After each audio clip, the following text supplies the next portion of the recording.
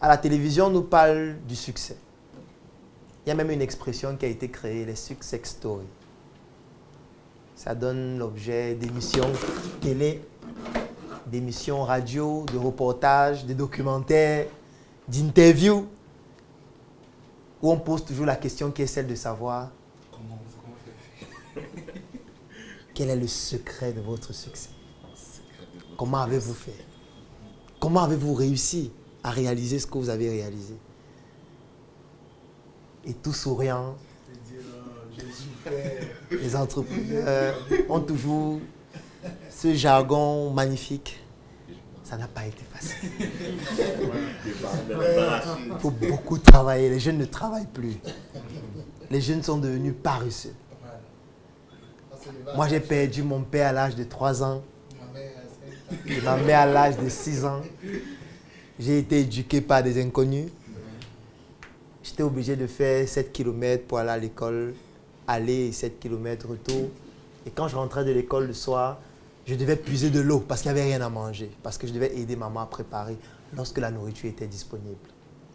Et quand j'avais fini d'aider maman à préparer, nous étions déjà aux environs de 18 heures.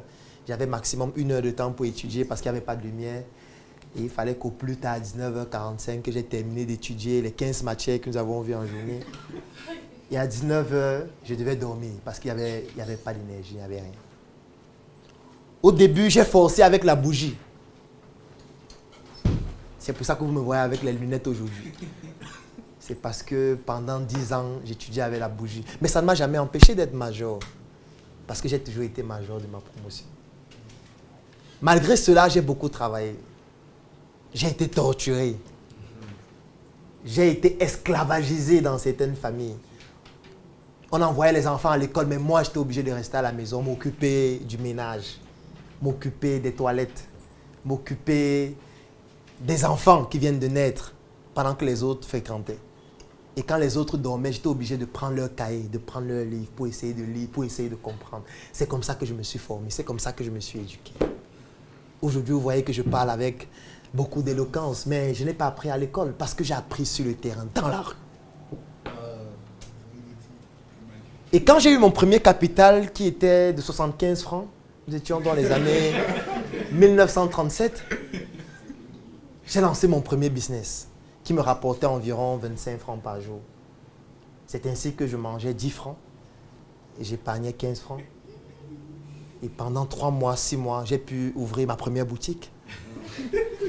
Ensuite, la deuxième, la troisième. Et vous voyez le patrimoine que j'ai aujourd'hui. J'emploie plus de 2000 personnes en emploi direct.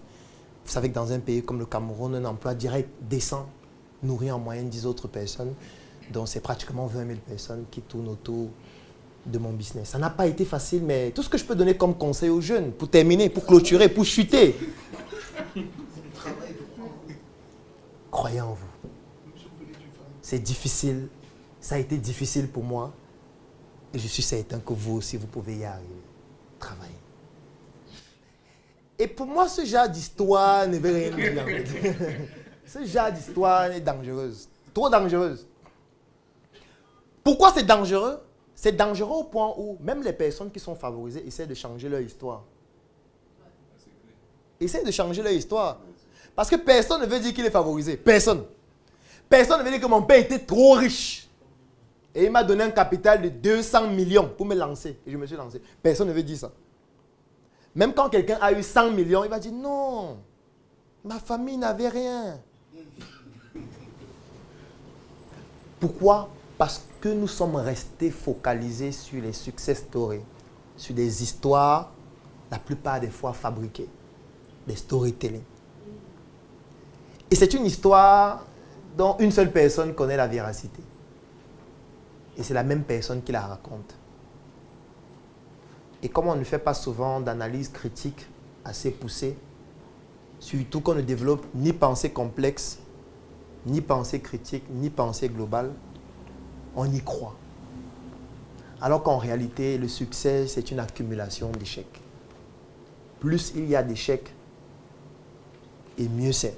Surtout lorsqu'on sait tirer des leçons de ces échecs. Parce que si vous ne tirez pas des leçons de vos échecs, vous mourrez.